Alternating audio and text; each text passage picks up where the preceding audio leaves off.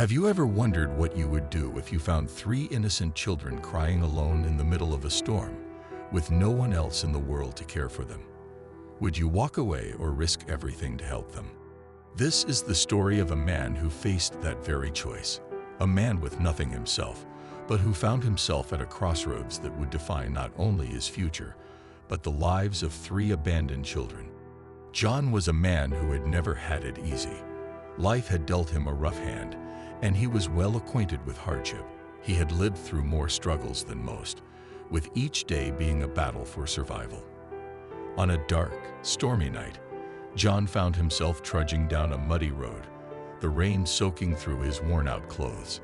He was tired and weary from a long day, and his only focus was finding shelter before the storm worsened.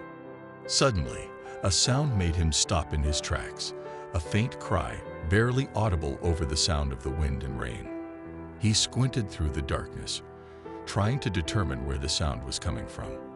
Was that a child? His heart clenched at the thought. He strained his ears, listening, and there it was again, a desperate, terrified sob that made his chest tighten with concern.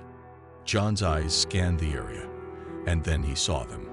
Three small figures huddled under an old oak tree, their tiny bodies trembling from the cold. The sight hit him like a blow to the chest. The children were scared, alone, and desperate for help, their tear-streaked faces peeking out from under the tree's branches. The eldest, a girl barely 12, was holding her two younger brothers close, her arms wrapped tightly around them as if trying to shield them from the world. John approached cautiously, holding his hands up to show he meant no harm. "Hey there," he called softly, his voice barely carrying over the storm. "It's okay. I'm not here to hurt you, I promise. Are you all right?" The girl looked up at him, her eyes wide with fear. She tightened her grip on her brothers, her body tensing. "Stay close, don't let go," she whispered to them, her voice shaking. John took a step closer, his heart aching at the sight of their fear. "My name's John," he said gently. "I just want to help. You shouldn't be out here in this storm. Where are your parents?" The girl bit her lip, her eyes glistening with tears. She shook her head, her voice barely a whisper. "We don't have anyone." Those four words hit John harder than any storm ever could. No one. These children had no one. The realization settled deep in his chest, and a fierce determination began to build within him. He couldn't just leave them here. He couldn't walk away, not when they needed someone to care for them. John knelt down, lowering his hood so they could see his face. He smiled as kindly as he could, despite the rain dripping down his face. "Listen," he said softly. "I know you don't know me, but I can't leave you out here. Let me take you somewhere safe, all right? Somewhere warm." The girl hesitated, her eyes scanning John's face. She looked at her brothers, their small bodies shivering uncontrollably, and then back at John. There was something in his eyes, kindness, sincerity. Slowly, she nodded, her voice breaking as she spoke. "Please, help us." In that moment, a bond was formed, a promise made.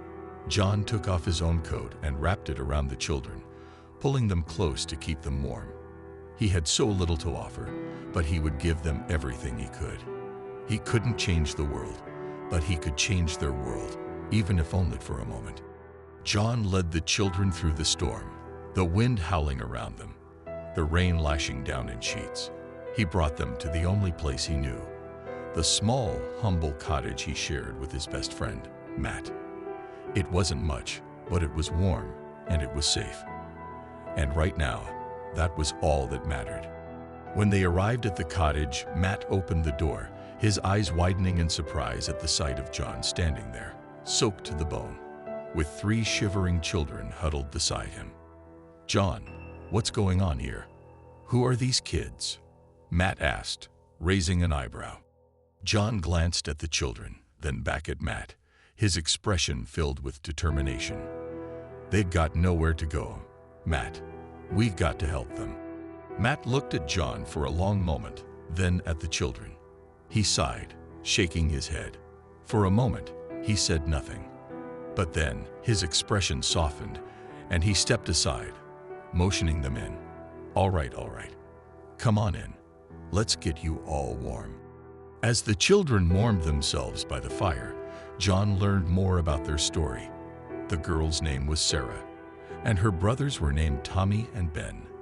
Their parents had died, and they had been living on their own, hiding from a man named Tom, a dangerous man who was determined to protect his interests, no matter the cost. They had been running from him for weeks, terrified of what would happen if he found them. John's heart ached as he listened to Sarah's story. He looked at Matt, his voice low but filled with conviction. "We can't let them go back out there. Not with that man looking for them. They deserve a chance, a real chance." Matt nodded slowly, his brow furrowed. "I hear you, John, but this won't be easy. Tom's not someone you mess with. He'll come looking for them." John clenched his fists, his jaw set in determination. "I don't care. These kids need us, and I won't let them down." Matt looked at John, then at the children, who were huddled together, their eyes filled with hope for the first time in what felt like forever. He sighed, a small smile tugging at his lips. "All right, we'll figure something out, but we need a plan." Slowly, over the next few days, the children began to heal.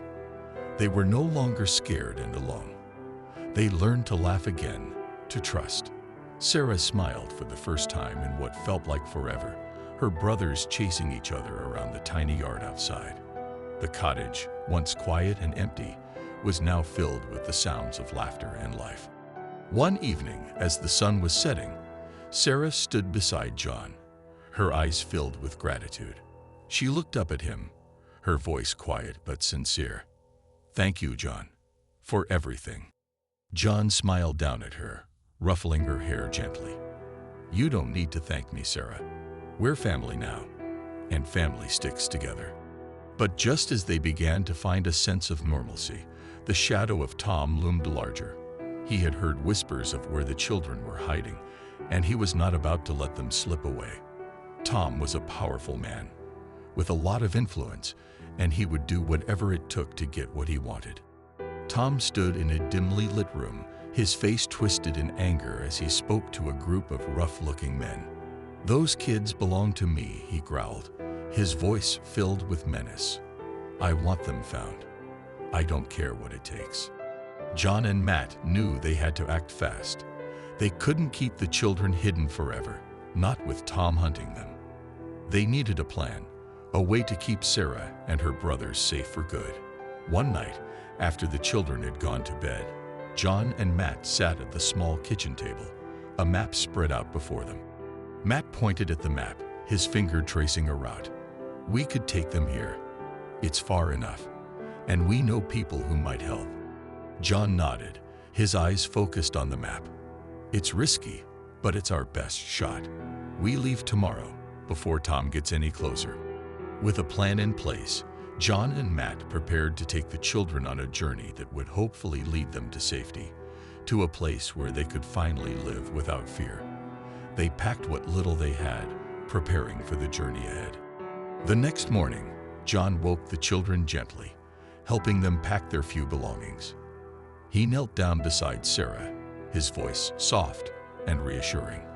"We're going on a little adventure, all right? Somewhere safe, where no one can hurt you." Sarah looked at John, her eyes filled with trust. She hugged him tightly, her voice barely a whisper. "As long as we're with you, we'll be okay." And so, as the sun rose, John, Matt, and the children set out on their journey. It wasn't going to be easy. There would be challenges ahead, dangers they must face. But together, they were stronger. Together, they were a family. They traveled for days, moving mostly at night to avoid being seen. The journey was difficult, the roads long and treacherous, but they kept going. John carried Ben on his back when the little boy got too tired to walk, while Sarah held Tommy's hand, keeping him close. Matt led the way, always keeping an eye out for any signs of danger. They slept under the stars, taking turns keeping watch. The children, who had once been so scared and hopeless, began to find a sense of adventure in their journey. They played games to pass the time, telling stories and laughing together. Despite the hardships, they were happy because they were together. One night, as they sat around a small fire, Sarah looked at John, her eyes filled with curiosity. "Why are you doing this?" she asked. "Why are you helping us? You didn't have to." John looked at her, his expression softening. He thought for a moment before speaking. "I know what it's like to have no one," he said quietly, "to feel like the world has turned its back on you. I've been there, and I don't want you to ever feel that way again. You deserve to be safe, to be loved. And if I can give you that, even just a little, then it's worth it." Sarah smiled, her eyes glistening with tears. "You're like a dad to us," she whispered, "the dad we never had." John's heart swelled with emotion, and he reached out, pulling her into a gentle hug. "And you're like the children I never had," he replied. "We're family now, and family takes care of each other." The journey continued, each day bringing them closer to their destination. They faced challenges along the way, rivers to cross, steep hills to climb, and the constant fear of being found by Tom's men. But through it all, they stuck together, their bond growing stronger with each passing day. Finally, after what felt like an eternity, they arrived at their destination, a small village nestled in the hills, far away from the reach of Tom and his influence. They were greeted by friendly faces, people who knew Matt and were willing to help. The children were given a place to stay, a warm bed, and the promise of a future where they could finally be safe. As they settled into their new home, John watched the children with a sense of pride and relief. They were safe now. They could finally be children again, without the weight of fear and uncertainty hanging over them.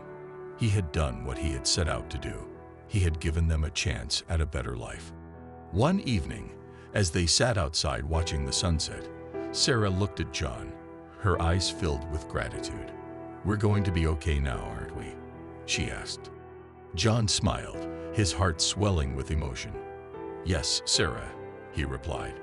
"You're going to be okay. You're safe now. And no matter what happens, I'll always be here for you." John may have started this journey as a poor man with little to offer, but what he had given these children was more valuable than gold: hope, love, and the promise of a future where they were no longer alone.